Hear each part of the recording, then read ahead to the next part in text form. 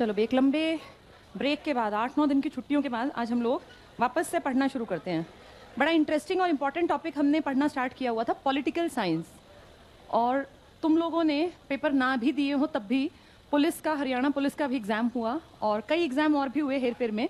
Paper अगर देखे हो तो पॉलिटिकल साइंस के इंपॉर्टेंट टॉपिक्स पूछे गए थे, जिनमें से कोर्ट्स के ऊपर टॉपिक था। थोड़ा सा सुन लो, आगे आने वाले एग्जाम्स में भी एज इट इज मिलेंगे। एक तो कॉन्स्टिट्यूशनल असेंबली को कई पेपर में, अगर आपने पेपर देखा हो, पूछा गया। एक तो सीधा यही आया था, ये कब इनेक्ट हुआ, अपना ये कब लागू हुआ, इसकी बैठकों के बारे में आया था, उद्देश्य प्रस्ताव किसने रखा। यानी कॉन्स्टिट्यूशनल असेंबली के ऊपर क्वेश्चन बनने के जो चांसेस थे वो पूरे देखे गए हैं एग्जाम में। इसके बाद अगर बात करें, इस असेंबली के ऊपर 5-7 क्वेश्चन थे अलग अलग सेट में। दूसरा जो सबसे इंपॉर्टेंट दिखा, राष्ट्रपति के ऊपर क्वेश्चन मिले, लोकसभा के ऊपर क्वेश्चन थे, राज्यसभा, लोकसभा अध्यक्ष के ऊपर डायरेक्ट क्वेश्चन पूछे गए थे। ऐसे ही राज्यसभा के इलेक्शंस के ऊपर थे, राष्ट्रपति की अध्यक्षात्मक सरकार के ऊपर क्वेश्चन आया हुआ था, विधानसभा, विधान परिषद। इसमें नोटा को घुमा के दिया हुआ था कि नोटा का प्रयोग निम्न में से किसके लिए किया जा सकता है। नन ऑफ द अबव पता है तुम लोगों को क्या होता है? नन ऑफ द अबव, जिसमें आप, भाई हमें कोई पसंद नहीं है इनमें से कैंडिडेट जो पार्टीज ने खड़े किए हैं। नोटा के बारे में सीधे क्वेश्चन आया, नोटा का प्रयोग निम्न में से किसमें नहीं किया जा सकता। ए ऑप्शन दे दिया लोकसभा, फिर विधानसभा, फिर राज्यसभा, फिर कह दिया डी में ए और सी दोनों। तो बताओ किसमें नहीं किया जा सकता? इसमें तो नोटा आ ही सकता है, इसमें भी आ सकता है। इसमें नोटा कहां से लाओगे? क्या तुम इसके इलेक्शन में कभी गए हो आज तक? ये देखो, डायरेक्ट क्वेश्चन ऐसे नहीं है, ये अंडरस्टैंडिंग बेस्ड था, समझ पर आधारित। भाई नोटा का मतलब है मुझे इनमें से कोई नहीं पसंद, मैं इनमें से किसी को अपना कैंडिडेट नहीं मानता, या मुझे इनमें से किसी को वोट नहीं देना। आप आज तक राज्यसभा के इलेक्शन में जब गए ही नहीं हो तो नोटा कहां से यूज करोगे? डायरेक्ट नहीं है, लेकिन जिसको समझ है ना कॉन्सेप्ट की, वो टिक मार्क कर पाया। ये पूरा एग्जाम समझ पर बेस्ड था। और जब मैंने पॉलिटिकल साइंस देखा तो मुझे यही फील हुआ कि जिसने क्लास में बातें सुनी है ना, वो टिक मार्क कर पाएगा, चाहे वो लोकसभा की थी, राज्यसभा की, विधानसभा, विधान परिषद।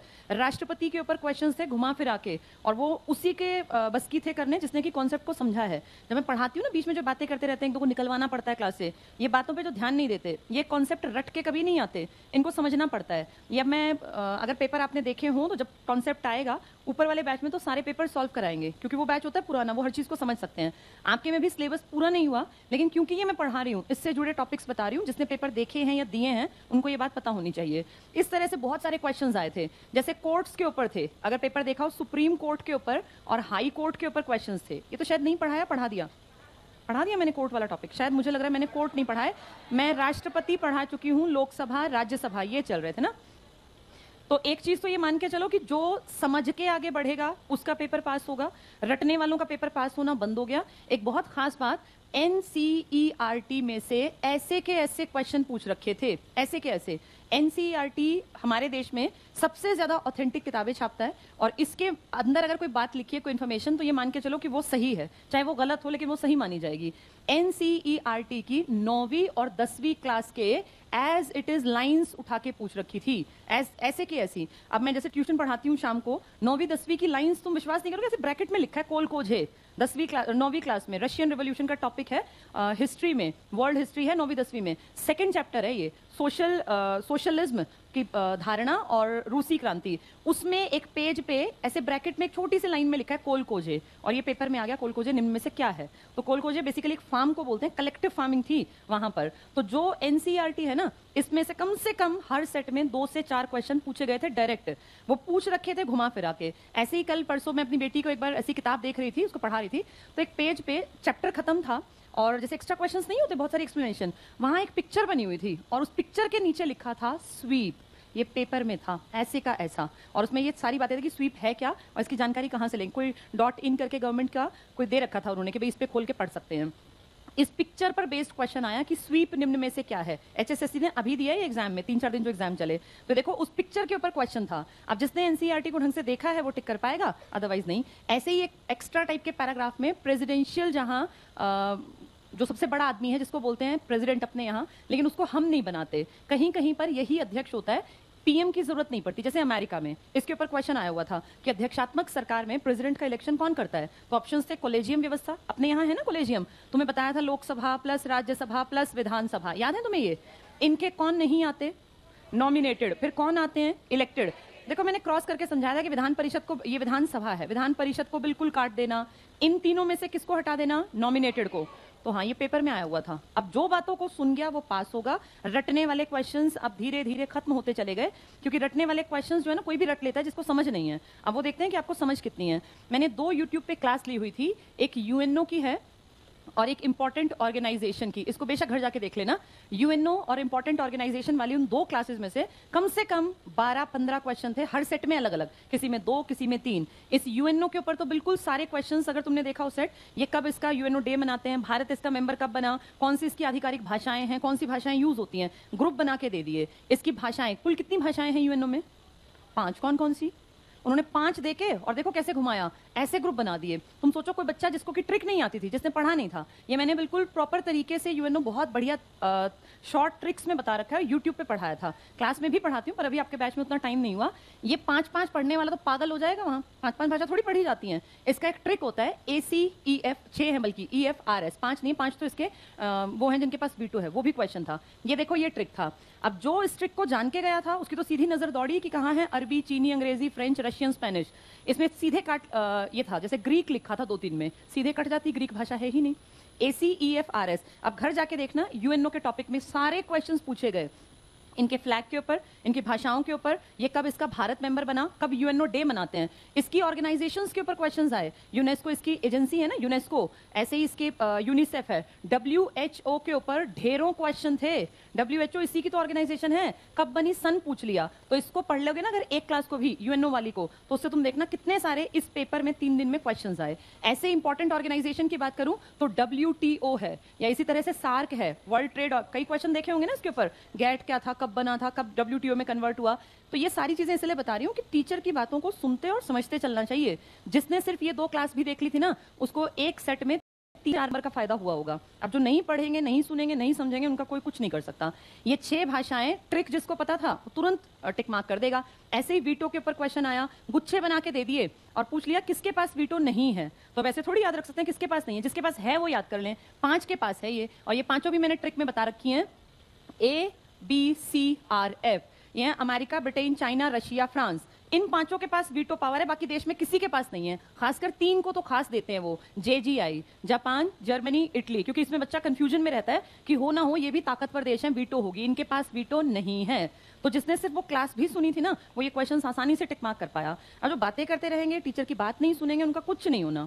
ये सब देखो तुम्हारे सामने की बातें, अभी पेपर हुए हैं इसलिए डिस्कस कर रही हूँ। ऊपर वाले बैच में तो हम पेपर का एक क्वेश्चन डिस्कस करेंगे, पर तुम्हें मोटा मोटा बताया जा रहा है क्योंकि तुम लोग अभी इतना पढ़े नहीं हो। तो हर चीज को सुना करो, समझा करो। सुप्रीम कोर्ट के ऊपर क्वेश्चन डायरेक्ट नहीं था, घुमा फिरा के था। रिट्स के ऊपर क्वेश्चन आए हुए थे जो हम आगे पढ़ेंगे अब। तो सारी बातों को माना करो, टीचर के जबान से जो निकल गया ना, ये एक्सपीरियंस होता है। जितनी तुम लोगों की एज है, तुम जितने बच्चे यहाँ बैठे हो 18 से 24 के बीच में हो लगभग, कोई यहाँ 30 साल का नहीं बैठा होगा, उतने तक तो उम्मीद ही हट जाती है कि नौकरी मिलेगी। मेरी एज 39 है, परिमल सर की एज है 44, तो तुम खुद देख लो 45 के हो गए होंगे सर।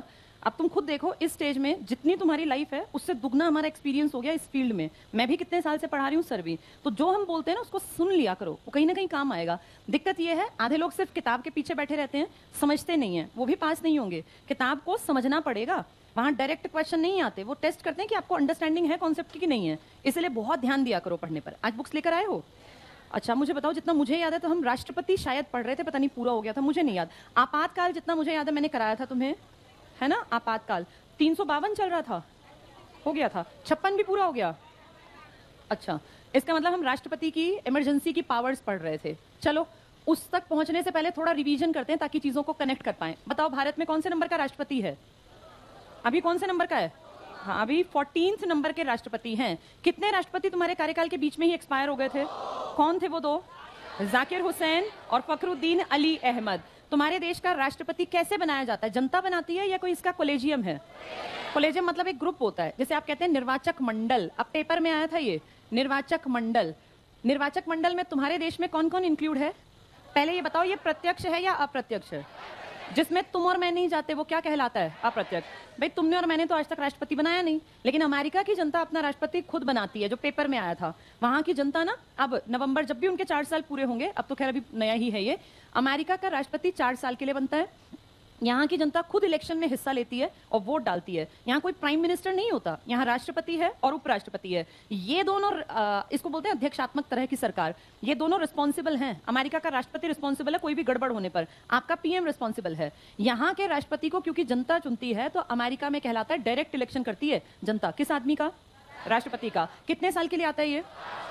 इसको बनाते हैं ये 4 साल बाद नवंबर में, और इसकी ओथ टेकिंग होती है जनवरी में। ज्यादातर 20-22 जनवरी की रखते हैं, 15 से 22 के बीच में। इसका एक लॉजिक है कि भाई 2 महीने तक वो चीजें एनालाइज करते हैं, पुराना वाला अपना काम पूरा करके और नए को सारी फाइल और रिपोर्ट सौंपता है। सरकारी कोई भी कामकाज होता है ना, उसमें ऐसे नहीं होता पल्ला झाड़ा और चल पड़े। वहां ये होता है, अगर मैं जैसे मैं भी जॉब में थी, जब भी मेरा ट्रांसफर हुआ तो मुझे उस स्कूल के सारे कागजात पूरे लाइन में सेट करके, और जो अगला आदमी आएगा ना उसको वो फाइल पकड़ानी पड़ती है और वहां से अंडरटेकिंग लेनी पड़ती है कि मैंने इस स्कूल में या मैंने इस डिपार्टमेंट का, मेरे पास कुछ नहीं है, मैंने लेन देन क्लियर कर लिया। तो ऐसे यहां भी होता है। इसलिए 2 महीने पहले इलेक्शन करके जनवरी में जब ओथ टेकिंग करते हैं ना, बहुत ठंड होती है, बर्फ के तूफान चल रहे होते हैं, लेकिन जनता पहुंचती है और हजारों लोग जाके जब यहाँ का राष्ट्रपति शपथ लेता है ना तो वहां खड़े हो जाते हैं। इसका कारण क्या है? उन्होंने अपना राष्ट्रपति खुद चुना। तुम और मैं आज तक नहीं गए राष्ट्रपति को चुनने, क्योंकि हमारे यहाँ राष्ट्रपति का इलेक्शन कैसा है?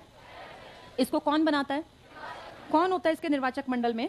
आपके देश में 4 सबसे ताकतवर और तगड़े लोग हैं, या तो लोकसभा में बैठने वाले, या राज्यसभा में, या विधानसभा विधान परिषद में। ये दोनों देश में बैठते हैं और ये दोनों राज्य में। अब आपको ये भी पता हो कि हर राज्य में विधानसभा है, और विधानसभा का जो मुखिया होता है वो सीएम होता है। ऐसे ही जैसे लोकसभा में हेड कौन होता है? पीएम। यहाँ वाले लोगों को आप कहते हैं एमएलए, इनको आप कहते हैं एमपी, ये भी एमपी, लेकिन ये एमएलसी। एमएलसी पूरे देश में नहीं है, सिर्फ गिनी चुनी 6 जगह पर हैं, और ये 6 आप जानते हैं, 2-2-2 सीमा इकट्ठी है। यूपी, बिहार, महाराष्ट्र, कर्नाटक, आंध्र प्रदेश, तेलंगाना। ये सब मैंने आपको बहुत अच्छे तरीके से समझाया हुआ है। एमएलसी को नहीं बुलाते किसके इलेक्शन में? राष्ट्रपति। इन चारों में से इसका काटा पहले, भैया इसमें से एक आदमी नहीं बुलाना, सिर्फ 3 जगह से लोग आएंगे, लोकसभा से, राज्यसभा से, विधानसभा से। इन 3 में पहले हुआ करते थे लोकसभा में एंग्लो इंडियन, लेकिन आप सबको मैंने बहुत बार बता लिया, 104वां संविधान संशोधन 2020 की जनवरी में हुआ, और इससे कौन से ग्रुप को हटा दिया? अब कभी एंग्लो इंडियन आपको देखने को नहीं मिलेंगे। इलेक्ट होके आए तो अलग बात है, नॉमिनेट नहीं होंगे। राज्यसभा में आज भी नॉमिनेशन चल रहा है। कितने एक्सपर्ट्स का? 12। कौन है ये 12 एक्सपर्ट्स? अपने फील्ड में। कौन से फील्ड में? Art, literature, science, social work, 4 field के। इसके बाद अगर विधानसभा कहूं तो यहां भी पहले हुआ करते थे कौन लोग? Anglo Indian. इस पे भी क्रॉस कर देना। इस क्रॉस का आर्टिकल तुम्हें एक दिन मैंने 4 आर्टिकल बताए थे, 330, 31, 32, 33। याद है ये? बताना 330 क्या था? और ये कहा था कि इंपॉर्टेंट है, कहीं भी पूछ लेंगे इनको। क्या है ये 330? पहले अपने एससी एसटी की बात करेंगे, लोकसभा में एससी और एसटी, फिर बात करेंगे एंग्लो इंडियन, ये बात करेंगे राज्य में विधानसभा में एससी एसटी, और ये बात करेंगे विधानसभा में एंग्लो इंडियन। कौन से अब हमारे लिए यूजलेस साबित हो गए?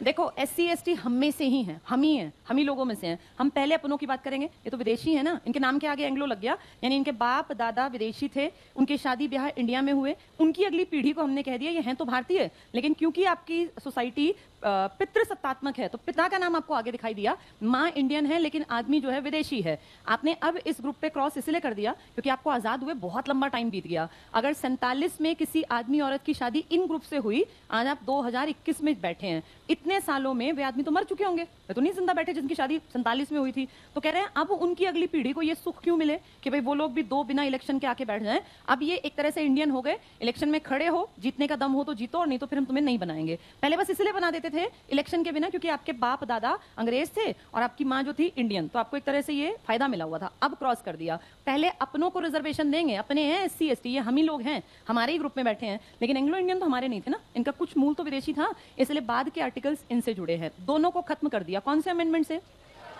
ये खूब पूछ रहे हैं, 104वां, इसलिए याद रखना। आपको इनकी सीट्स भी मैंने डिटेल से बता रखी हैं। लोकसभा की सीटें कितनी थी? 84, और एसटी की 47। देखो ये बार बार बताया था, 4 8 से 1 घटा देना। हर राज्य की विधानसभा की सीटें अलग हैं, इसलिए हम याद नहीं कर सकते।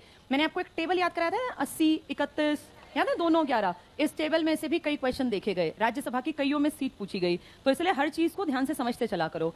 राष्ट्रपति के इलेक्शन में लोकसभा वाले आए, राज्यसभा वाले आए, विधानसभा वाले। किसको नहीं बुलाया? और कौन नहीं बुलाए? नॉमिनेटेड नहीं बुलाए। इस प्रोसेस का एक खास नाम बताया था। हाँ, इलेक्टोरल कॉलेजियम तो यही थी व्यवस्था। नाम क्या था? कुछ स्पेशल नाम था। क्या नाम था? आनुपातिक प्रतिनिधित्व की कैसी प्रक्रिया थी वो? एकल संक्रमणीय, सिंगल ट्रांसफरेबल वोटिंग सिस्टम बताया गया था। एकल संक्रमणीय मत प्रणाली, ये पेपर में आती है और मैंने इसको आपका ये ट्रिक भी बताया था कैसे याद करना है। क्या यहाँ एमपी और एमएलए के मत का मूल्य समान था? अलग अलग था। एमएलए के वोट का मूल्य कैसे निकालते थे? Total number of MLA seats. उसके ऊपर क्या था? उसके ऊपर, ये तो नीचे आएंगे, इसके ऊपर क्या था? उस राज्य की पॉपुलेशन। फिर क्या करते थे? इनटू 1/1000 या कह दो डिवाइडेड बाय 1000, बात तो एक ही है ना। ये था। इससे किसकी सीट निकलती थी? एमएलए के वोट का। और फिर एमपी का मूल्य कैसे निकालते थे? टोटल जितने एमएलए निकले प्लस 543 और 245, ये किसकी वैल्यू निकलती थी? ये तरीका याद है तुम लोगों को? यहाँ एक आदमी का वोट एक था या प्रेफरेंस के बेसिस पर था? 1 2 3 2 1 3 3 1 2 ऐसे लिखते थे ना हम। अच्छा, कम से कम एक कोटा मिलना होता था जिसको बोलते थे, कौन सा कोटा मिल जाए? निश्चित कोटा। क्या आज तक ऐसा कोई राष्ट्रपति है जिसको निश्चित कोटा ना मिला हो, दूसरे चक्र की मतगणना करनी पड़ी हो? क्या नाम था? वी गिरी। क्या कोई ऐसा राष्ट्रपति है जिसका कोई विरोध ही नहीं था, अकेला ही खड़ा हुआ और जीत गया? नीलम संजीव रेड्डी। नीलम संजीव रेड्डी ने जिस दिन शपथ ली वो बड़ा इंपॉर्टेंट दिन बन गया। क्या डेट थी वो? 25 जुलाई 1900, बताओ। फिर ये कब तक रहे होंगे? 82। 7-2-2-7 7-2-2-7 अब तक चल रहे हैं ना ये। अभी जो बैठे हैं कौन से नंबर के हैं? 14। कब शपथ ली थी? 25/7/2017। अब इनका टाइम पीरियड पूरा होगा 24/7/2022। अगले साल तुम्हारे देखते देखते राष्ट्रपति का इलेक्शन होगा, लेकिन तुमने कोई नहीं बुलाएगा क्योंकि तुम उसमें हकदार नहीं हो। मैं, तुम, हम नहीं। ये कैसा इलेक्शन होगा? प्रत्यक्ष या अप्रत्यक्ष? कहाँ के बड़े बड़े लोग भी नहीं आएंगे? विधान परिषद के। और उन तीनों में से कौन नहीं आएंगे? नॉमिनेटेड नहीं आएंगे, बाकी इलेक्टेड आएंगे। ठीक है। राष्ट्रपति सारे बड़े बड़े काम करता है। जितनी बड़ी नियुक्तियां ना देश में सब राष्ट्रपति करता है, लेकिन राष्ट्रपति के पास एक खास पावर है जो हम लास्ट पढ़ रहे थे, जिसका नाम क्या है? आपातकालीन शक्तियां। क्या किसी आर्टिकल में गिवन है ये? कौन से आर्टिकल में है? 352, 356, 360। इस 352 वाली का नाम कुछ अलग था। क्या नाम था इसका? इसका नाम था नेशनल इमरजेंसी। कितनी बार लगी और कितने कारणों से लगती है? इसके 3 कारण हैं और ये 3 बार ही लगी है। 3 कारण बताना। पहला, युद्ध हो, बाहरी आक्रमण हो, या पहले एक शब्द था आंतरिक अशांति। क्या अब भी है ये वर्ड? ये किसने मिसयूज किया? और झूठी अशांति का नाम लेके और देश में क्या लगा दिया? आपातकाल। आंतरिक अशांति वर्ड किसने हटवाया? किस सरकार ने?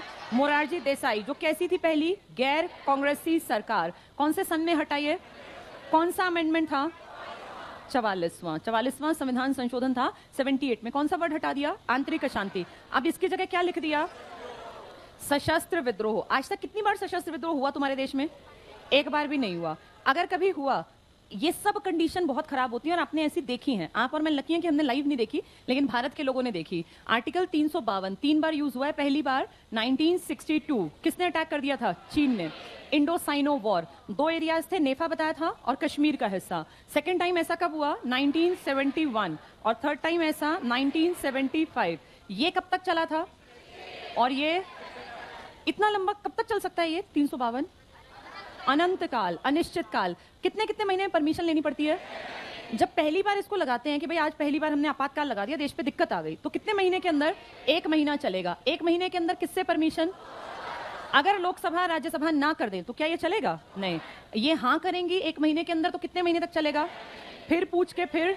और ऐसा कब तक चलेगा? जब तक स्थिति ना सुधरे। तुम्हें 62 से 68 तक क्यों खींचना पड़ा? बीच में क्या गड़बड़ हो गई? 65 में हमारे ऊपर किसने अटैक कर दिया? पाकिस्तान। स्थिति सुधरी नहीं थी और गड़बड़ स्टार्ट हो गई थी। 71 देखो खत्म हुआ, तुरंत वापस किसने अटैक किया? पाकिस्तान। 71 की लड़ाई। फिर ये खींचते खींचते हम कहां तक ले गए? 77। इस बीच में तुमने तीसरी बार बीच में क्यों लगाया जबकि यहां नहीं लगाया? क्योंकि इसका कारण था आंतरिक अशांति। तो इससे क्या फर्क पड़ता है? इन दोनों में मौलिक अधिकार छिनते हैं, लेकिन इसके मौलिक अधिकार अलग थे, उसके मौलिक अधिकार अलग थे। अब ये शब्द यूज नहीं करना। अब आप कहेंगे क्या हो गया? अगर कभी सशस्त्र विद्रोह हुआ, जैसे किसान थे, किसानों को हमने सशस्त्र विद्रोह नहीं गिना। क्यों? क्योंकि खाली हाथ गए थे। साल हो गया नवंबर में। अगर ये लोग अस्त्र शस्त्र लेके पहुंच जाते तो आर्टिकल कौन सा लग सकता था? अगर लाखों किसान अस्त्र शस्त्र लेके पहुंचते तो 352 के तहत राष्ट्रपति तुरंत कह देता देश में क्या लगेगा, आपातकाल, और जितने ये बॉर्डर्स पे बंद किया था ना, ये सब मना कर देते और यहाँ फौज उतर जाती। आंतरिक अशांति ना सही, अब नया शब्द है सशस्त्र, सशस्त्र क्रांति कर दे या विद्रोह कर दे। ये आज तक आपने कभी नहीं देखा देश में, और अच्छी बात है। अगर ये होगा तो मारकाट ज्यादा मचेगी, क्योंकि अस्त्र शस्त्र अगर फौज के पास भी होंगे और जनता के पास भी, तो आप सोचो कितना बड़ा नरसंहार होगा, कितने लोग मारे जाएंगे। और फौज के लोग कहीं आसमान से उतर के नहीं आए, वो भी हमारे ही घरों में से हैं, तो अच्छी बात है कि कभी हमें ये देखने को नहीं मिला। ये दोनों हमने देखे हैं, और ये अड़ोसी पड़ोसी ही हैं जिसने भारत पे अटैक करके कंडीशंस पैदा की थी। इसके अलावा ये तो मेन था। 356 की बात करें, अगली आपातकाल की शक्ति, ये मैंने आपको डिटेल से समझा रखी है। कहां लगती है ये? राज्य में। क्या कर देते हैं इसमें? विधानसभा या तो भंग। पेपर में आया था ये, अगर विधानसभा भंग कर दें अभी ये 3 दिन वाले पेपर में, तो कितने महीने के अंदर नया चुनाव होगा? 6 महीने। ये मैंने तुम्हें बताया था, देखो कि अगर भंग नहीं करेंगे तो साल साल भर चलेगी, लेकिन जिस दिन विधानसभा भंग कर दी, लिखा हुआ है विद इन 6 मंथ्स नए इलेक्शन कंडक्ट कराओ। ये कंडीशन कॉन्स्टिट्यूशन में लिखी है। पर अगर राज्य में विधानसभा को भंग ना करें तो फिर चलाते रहेंगे 356। कितने महीने के अंदर परमिशन लेनी पड़ती है? किससे परमिशन लेनी पड़ती है? अगर परमिशन ना दे तो फिर वापस वही काम। और अगर परमिशन मिल गई तो कितने महीने? और 6-6 महीने करके कितना साल? 1 साल। अगर स्थिति ज्यादा ही खराब हो तो फिर कितने साल? 3 साल। और अगर बहुत ही ज्यादा खराब हो तो फिर लिखित में नहीं है, फिर कॉन्स्टिट्यूशन में अमेंडमेंट करना पड़ेगा। कोई एग्जाम्पल दिया था? पंजाब। कब से कब तक? 87 से 92। क्या लगा रहा था यहाँ? 356। 356 आज तक के इतिहास में सबसे लंबा आपातकाल है ये 356 का। कहाँ यूज किया गया? पंजाब। पहला भी पंजाब में हुआ था 1951 में, है ना?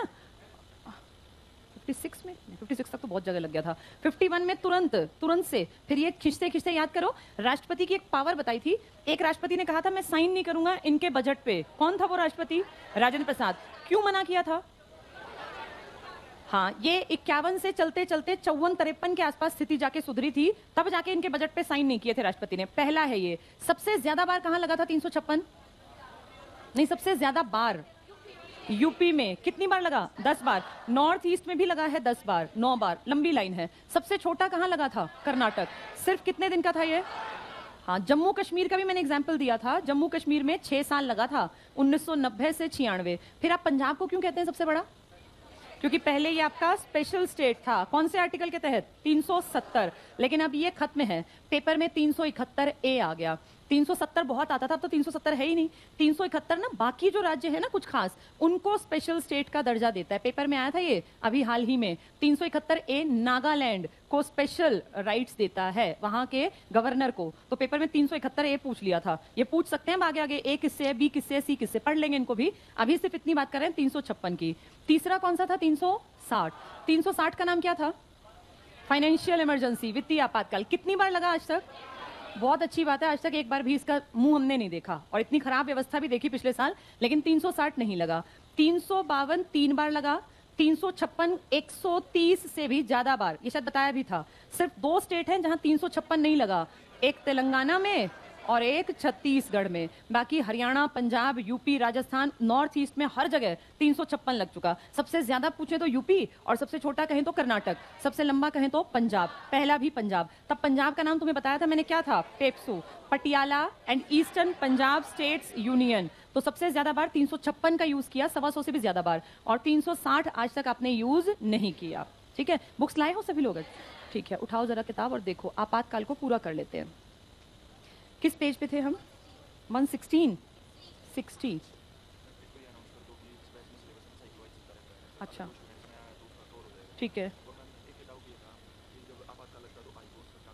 अच्छा, ठीक है। किसी ने पूछा कि आपातकाल लगता है तो हाई कोर्ट्स का क्या काम है? शायद मैंने एक दिन ये बताया था, आपातकाल लगने पर न्याय व्यवस्था पे कोई चेंज नहीं आता। ये ध्यान से समझो।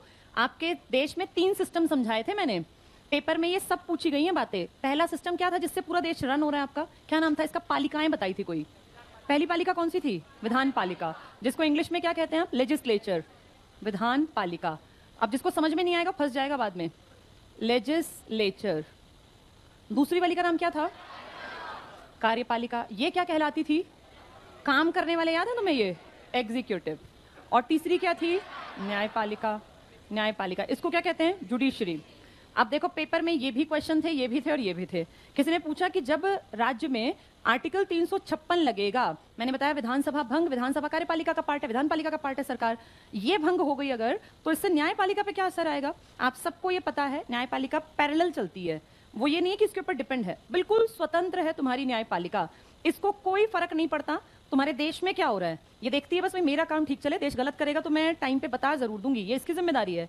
अगर किसी राज्य में विधानसभा भंग होती है तो हाई कोर्ट के जज पे कोई असर नहीं आना, वो ऐसे का ऐसा काम चलाते रहेंगे, उनको कोई चिंता नहीं है। भैया आप दोनों हो एक, ये है एक सिक्के के दो पहलू। ये मान लीजिए बड़ी चीज विधानसभा है, इसका एक छोटा हिस्सा कार्यपालिका है, अगर इस पे प्रभाव पड़ा तो इस पे तो पड़ना ही पड़ना है ना। लेकिन न्यायपालिका इन दोनों से अलग है, स्वतंत्र, उसको कोई फर्क नहीं पड़ता आप कुछ भी करते रहें, वो अपना काम एज इट इज करती रहेगी। सुप्रीम कोर्ट को फर्क नहीं पड़ता, देश में दिक्कत आए तो भी वो काम करता रहेगा। ऐसे ही हाई कोर्ट भी इंडिपेंडेंट है, उसको कोई फर्क नहीं पड़ता विधानसभा भंग हो गई या नहीं हुई, वहां का कोर्ट एज इट इज काम करता रहेगा। क्या ये बात समझ में आ गई सबको?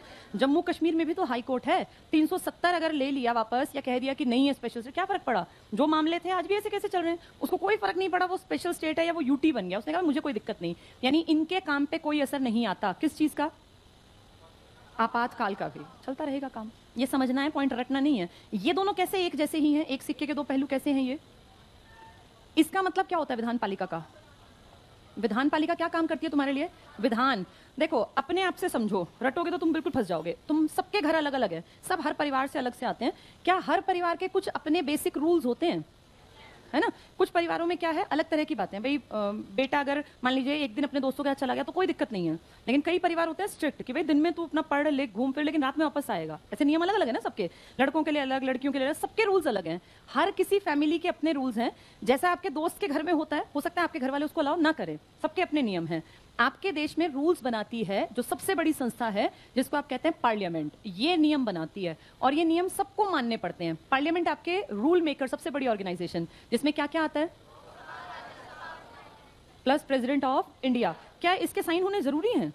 अगर इसके साइन नहीं हुए तो क्या रूल बन जाएगा, लॉ बन जाएगा? नहीं। एक साइन की कीमत है इस आदमी की, इस आदमी के साइन नहीं हुए तो गड़बड़ रहेगी, चाहे कुछ करें। ये पहली चीज है, इसी को आपने कह दिया विधान बनाने वाली। क्या है ये? विधान पालिका। दूसरे वाली कौन थी? कार्यपालिका। कार्यपालिका को आप आसान भाषा में कहते हैं सरकार। नियम सरकार बनाती है या पूरी पार्लियामेंट बनाती है? पार्लियामेंट। अगर हम ये पार्लियामेंट मान लें, इसके 3 पार्ट बना दे, एक पार्ट मान लीजिए लोकसभा, एक पार्ट इसका राज्यसभा और एक पार्ट इसका प्रेसिडेंट ऑफ इंडिया, ये 3 पार्ट हैं। इनमें से सरकार कहां बैठती है? लोकसभा में। क्या सारी लोकसभा सरकार है? लोकसभा का एक बड़ा पार्ट तुम्हें मैंने देखो समझाया हुआ है। 543 में से कितनी सीटें मिल जाएं?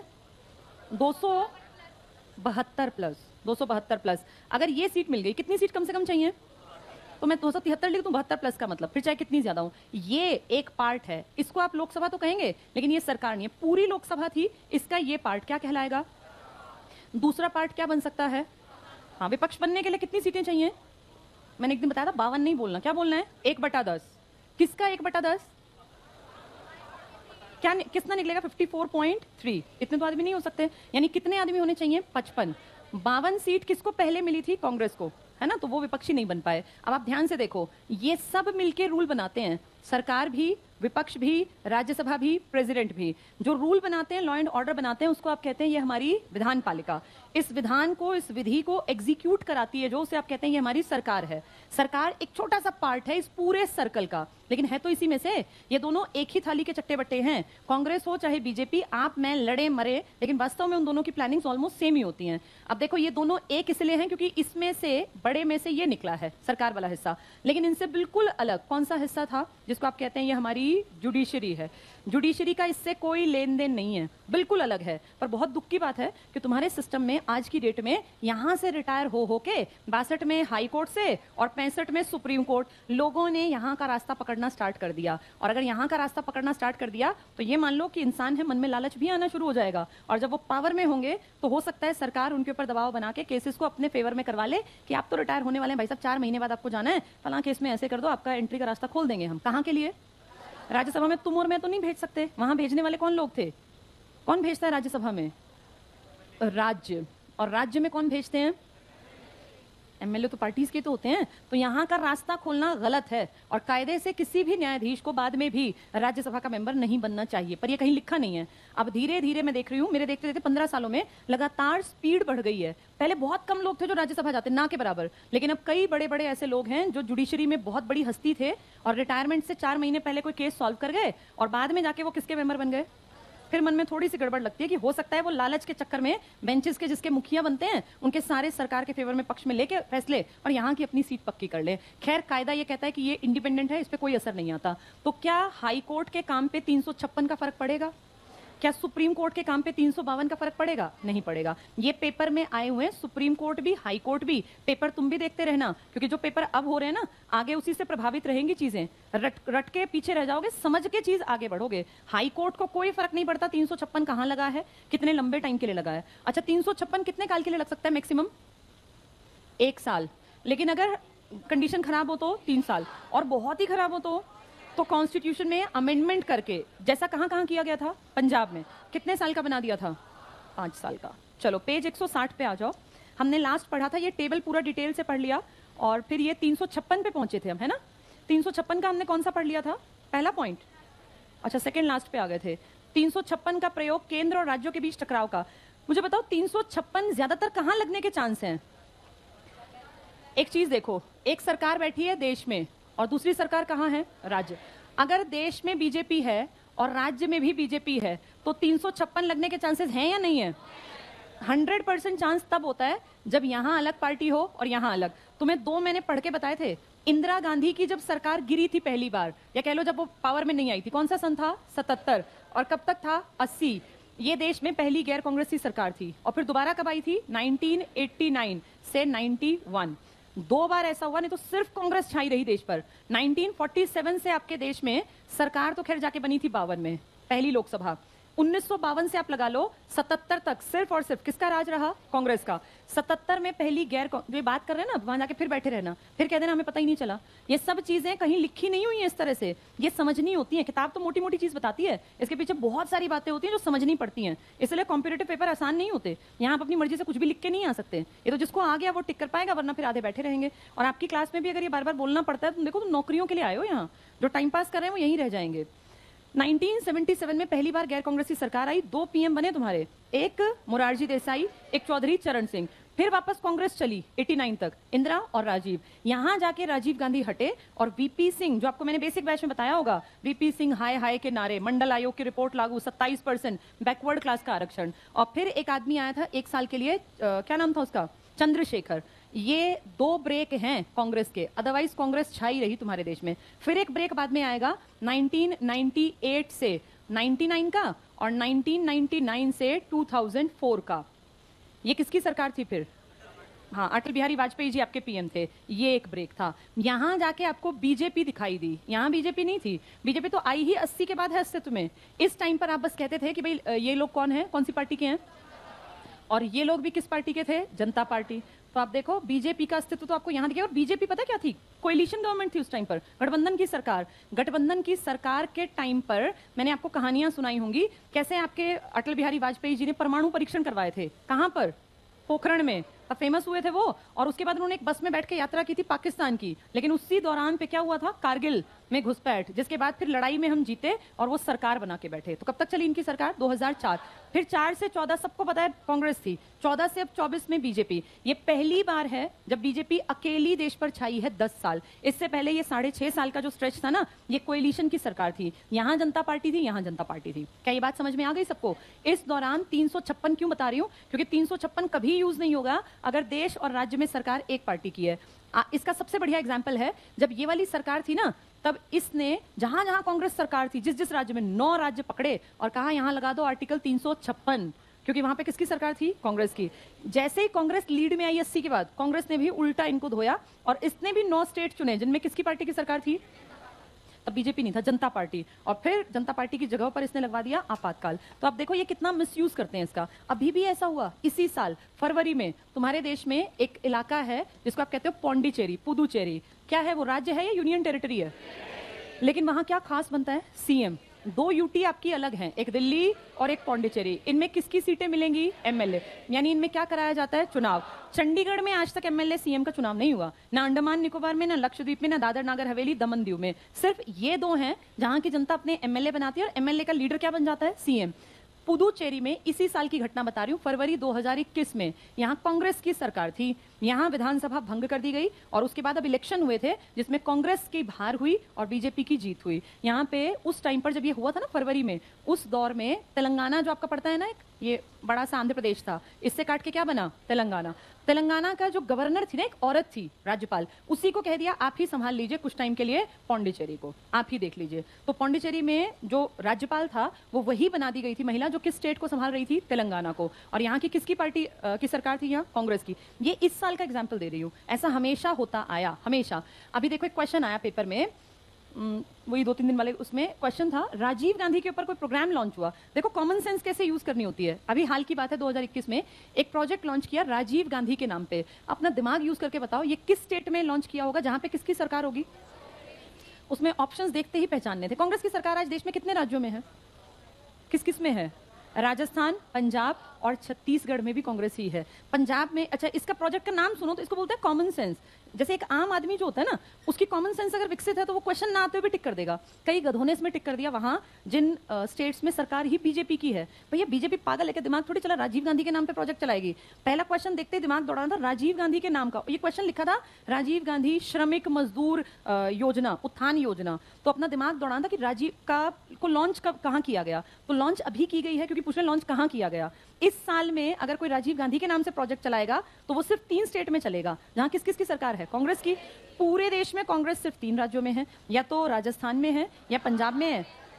तो वो देखते ही दिमाग दौड़ाना था। और श्रम और श्रमिक मजदूर जो इतनी नीचे वाली बात कर रहे हैं तो वो पंजाब की बात नहीं करेंगे, क्योंकि जो मजदूर है ना वो गरीबी का कहीं ना कहीं पर्याय बन गया। तो वो दिमाग दौड़ाना था कि राजस्थान की तरफ भी इतना बुरा हाल नहीं है, क्योंकि वहां भी देखो दूध के प्रोडक्शन में, डेयरी में, एरिया में, सरसों में, वो कई चीजों में नंबर 1 है। अब तो वहां धान भी उगाने लग गए। तो ये चीज होती है, इसको बोलते हैं प्रेजेंस ऑफ माइंड। दिमाग कितना यूज किया। अब कोई कहेगा जी मैंने तो ऐसा पढ़ा नहीं, सारी योजनाएं कोई नहीं पढ़ता, लेकिन वो भी देखता है कि तुम्हारे अंदर IQ कितना है, तुम्हारा प्रेजेंस ऑफ माइंड कितना है। उसने जानबूझ के पूछ लिया राजीव गांधी श्रम उत्थान योजना किस राज्य में लॉन्च की गई है? तो आधे टिक कराए महाराष्ट्र। तो ये कॉमन सेंस है ना, महाराष्ट्र वाले क्यों राजीव गांधी? राजीव गांधी सिर्फ वो चलाएगा आज के टाइम पे जहां पे कांग्रेस की सरकार होगी। तो बघेल जो सीएम है आपके, इन्होंने लॉन्च की थी और ये सिर्फ वहीं लॉन्च होगी जहां पे सरकार कांग्रेस की है। तो इसी को बोलते हैं दिमाग यूज करना। ध्यान से देखो, देश में बीजेपी है, राज्य में बीजेपी है, कौन सा आर्टिकल कभी नहीं लगेगा? 356। देश में बीजेपी, राज्य में कांग्रेस है, तो जानबूझ के कोशिश करेंगे कि क्या लगा दें? 356। और ऐसा कांग्रेस भी करेगी। ऐसे ही प्रोजेक्ट लॉन्च करते हैं। मैंने आपको 2 एग्जांपल दे रखे हैं इसी सरकार के, जब बीजेपी की सरकार है। बिल्कुल तुम्हारे देखते देखते राजीव गांधी खेल रत्न पुरस्कार का नाम क्या बना दिया गया है? ध्यानचंद। मैं ये बिल्कुल नहीं कह रही हूँ कि ये गलत है या ठीक है, वो तुम्हारी अपनी मर्जी। मैं तुम्हें ये समझाने की कोशिश कर रही हूँ कि हर सरकार अपने हिसाब से काम करती है। राजीव गांधी के नाम को बदल दिया, राशि उतनी ही है, 25 लाख रुपए पिछले साल मिले थे, खिलाड़ी को 25 ही इस साल, लेकिन बस नाम क्या बना दिया। ऐसे हर सरकार करती है। आज जो कोई भी प्रोजेक्ट लॉन्च होगा उसका नाम वो नहीं रखेंगे जो कांग्रेस के टाइम पे था। ना कोई नेहरू का प्रोजेक्ट लॉन्च करेंगे, ना राजीव का, ना इंदिरा का। लेकिन जब कांग्रेस की सरकार है तो इंदिरा आवास योजना, राजीव गांधी एजुकेशन सिटी, जब जब जिसकी सरकार होगी ना वो उस बड़े आदमी के नाम पे हमेशा प्रोजेक्ट लाएंगे। तो देखो ये कांग्रेस वाला वो पकड़ पाए जिन लोगों के अंदर थोड़ा सा दिमाग था। आपको भी अपना दिमाग इतना विकसित करना पड़ेगा अगर नौकरी चाहिए, कि 356 कहां लग सकता है जहां किसकी सरकार ना हो, जो केंद्र में बैठी है, चाहे वो बीजेपी है कांग्रेस है, हमें उससे मतलब नहीं है। चलो देखेंगे। तो 356 का प्रयोग केंद्र और राज्य के बीच हमेशा टकराव का विषय रहा है। ये पॉइंट अब समझ में आ गया? ठीक है। इसके बाद लास्ट पॉइंट कराया था मैंने? नहीं। देश में अब तक 175 लिखा है, टाइपिस्ट ने गलत कर दिया, काट दो। 130 लिख लो। 130 से भी ज्यादा बार, 130 से भी ज्यादा बार राष्ट्रपति शासन लगाया जा चुका है। सबसे ज्यादा मणिपुर में, यहां लिख लो यूपी में, मणिपुर यूपी दोनों में 10 बार है। मणिपुर तो लिखा है ना, यूपी लिख लो, यूपी 10 बार इसका प्रयोग किया गया। क्या मैंने पंजाब के डेज और ये सब लिखवा दिया था?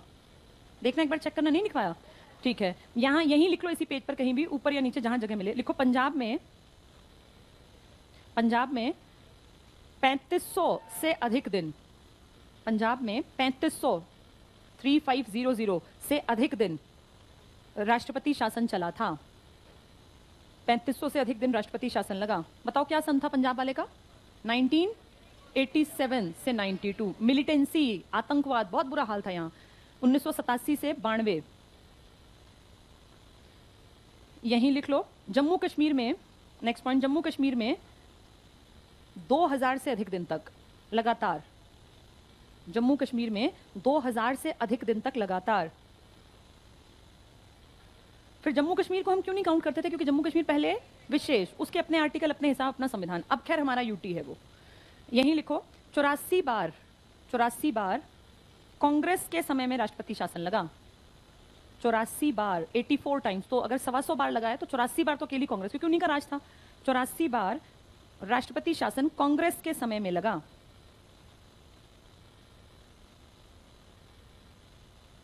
ठीक है, चलो अगले पेज पे आ जाओ। 161 पर, 161 पर देखो पॉइंट्स दिए हैं, कुछ काम के हैं, पढ़ लेंगे।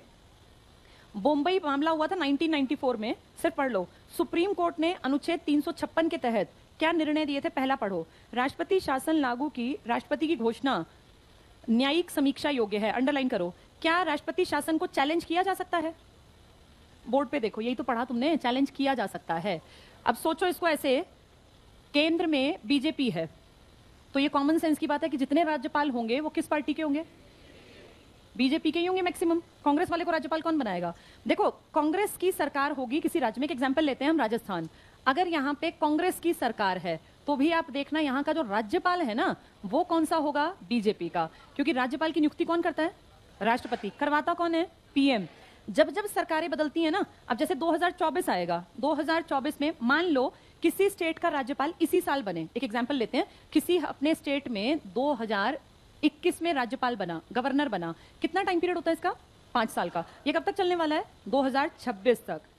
अब उससे पहले सरकार हट गई, और सोच लो यहाँ अगली बार तुम्हारे देश में गठबंधन की सरकार आई, जिसमें कि कांग्रेस प्लस अदर्स आ गए। होगा नहीं होगा हमें मतलब नहीं है, हम सिर्फ समझने के लिए कर रहे हैं। गठबंधन की सरकार बनी, यानी सरकार पूरी तरह पलट गई। जो बीजेपी में आदमी बनाए गए थे 26 तक चलने वाले, वो कौन से सन में सरकार बदली? 24। अब पता है सरकार क्या करेगी? 100% एक काम करेगी, जो भी पीएम होगा ना, वो तुरंत अपने मंत्री परिषद से सलाह करेगा, और जानबूझ के दुखी करने के लिए जो कांग्रेस के ये बीजेपी के टाइम के राज्यपाल है ना, इन सब का ट्रांसफर होगा तुरंत में सरकार आते ही। और जानते हो ट्रांसफर कहां होगा? मान लो कोई केरल में बैठा है, केरल में बैठ के उसकी जिंदगी बढ़िया है या खराब है? क्या पूरे देश की स्थिति एक जैसी है तुम्हारे देश की?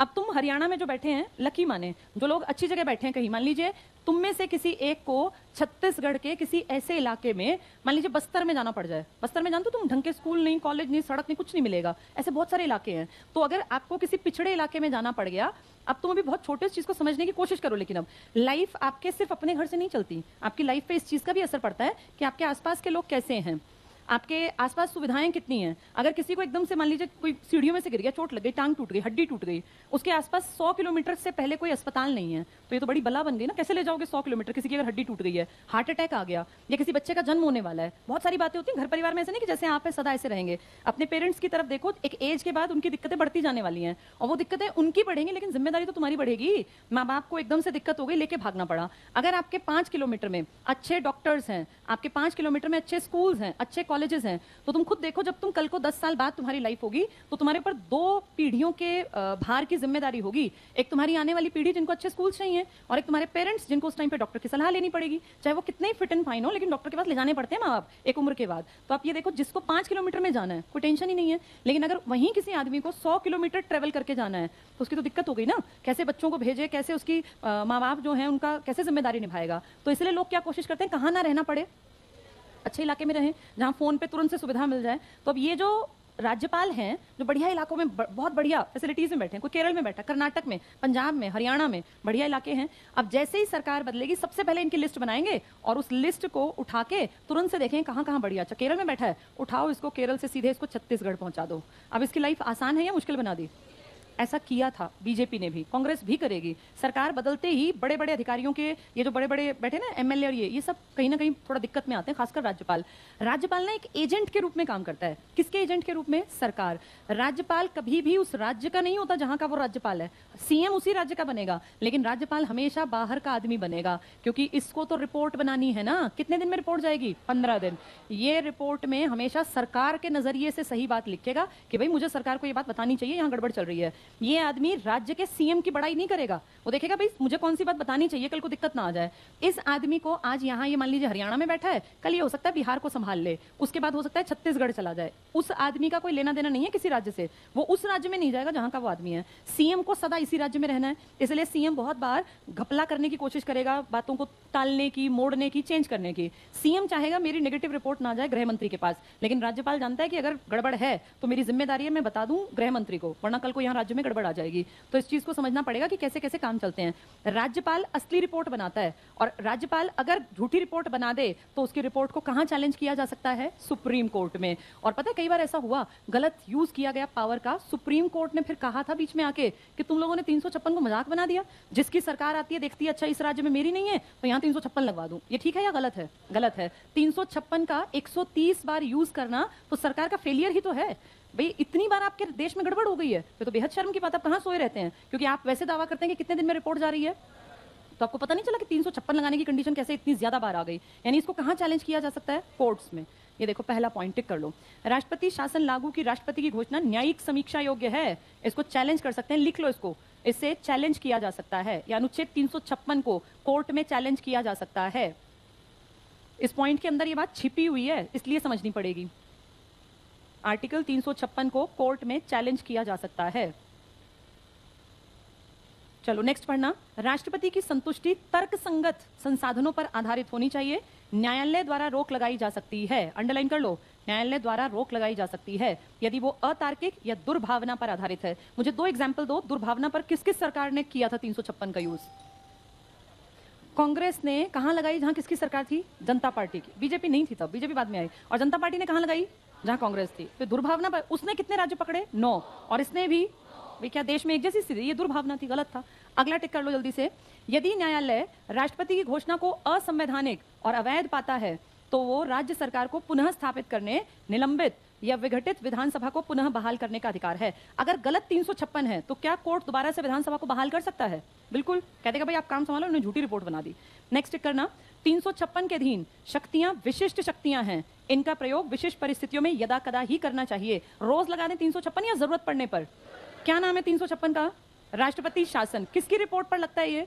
राज्यपाल। राज्यपाल किसका आदमी होता है? इसलिए इसके लगने के चांसेस कहां पर हैं?